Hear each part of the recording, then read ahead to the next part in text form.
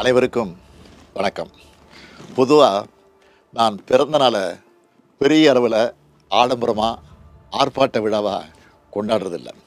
ஆனால் கழக உடன்பிறப்புகள் மக்களுக்கான நலத்திட்ட உதவிகள் வழங்குறது, கழக அரசோட சாதனைகளை, கழக கொள்கைகளை எடுத்து சொல்கிற பொதுக்கூட்டங்கள் நடத்துறதுன்னு செயல்படுவாங்க. இந்த முறை என்னுடைய பிறந்தநாள் வேண்டுகோளாக என் உயிரோடு கலந்திருக்கும் தலைவர் கலைஞரின் அன்பு உடன்பிறப்புகளுக்கு ஒரு கோரிக்கையை முன்வைக்கிறேன். இன்றைக்கி தமிழ்நாடு தன்னுடைய உயிர் பிரச்சனையான மொழிப்போரையும் தன்னுடைய உரிமை பிரச்சனையான தொகுதி மறுசீரமைப்பையும் எதிர்கொண்டிருக்கு. இதனுடைய உண்மையான நோக்கத்தை நீங்கள் மக்களிடம் கொண்டு சேர்க்க கேட்டுக்கிறேன். தொகுதி மறுசீரமைப்பு என்பது நம்ம மாநிலத்தோட சுயமரியாதை, சமூக நீதி, நம்ம சமூக நல திட்டங்களை பெரிதும் பாதிக்கும்.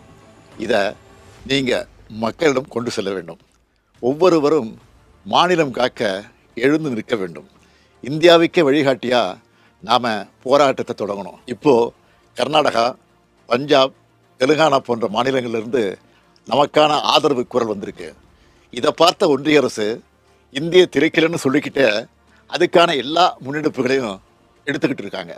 மும்மொழி கொள்கையை ஏற்றுக்காததால் நமக்கான பணமும் இன்னமும் தரலை. அதேபோல் தமிழ்நாட்டுக்கான தொகுதிகளை குறைக்க மாட்டோம்னு மட்டும்தான் சொல்கிறாங்களே தவிர மற்ற மாநிலங்களோட எண்ணிக்கையை அதிகரிக்க மாட்டோம்னு சொல்ல மாட்டுறாங்க.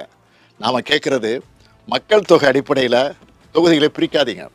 நாட்டோட வளர்ச்சிக்காக மக்கள் தொகையை கட்டுப்படுத்தின தென் மாநிலங்களை தண்டிக்காதீங்க. அப்படி நடந்தால் அதை தமிழ்நாடும் திமுகவும் ஒருபோதும் ஏற்றுக்க மாட்டோம். நாம் ஒரு உறுதி எடுத்துக்கணும். தமிழ்நாட்டின் நலனையும் எதிர்காலத்தையும் யாருக்காகவும் எதற்காகவும் விட்டுத்தர மாட்டோம். தமிழ்நாட்டுக்காக ஒன்றுபட்டு போராடுவோம். தமிழ்நாடு போராடும், தமிழ்நாடு வெல்லும்.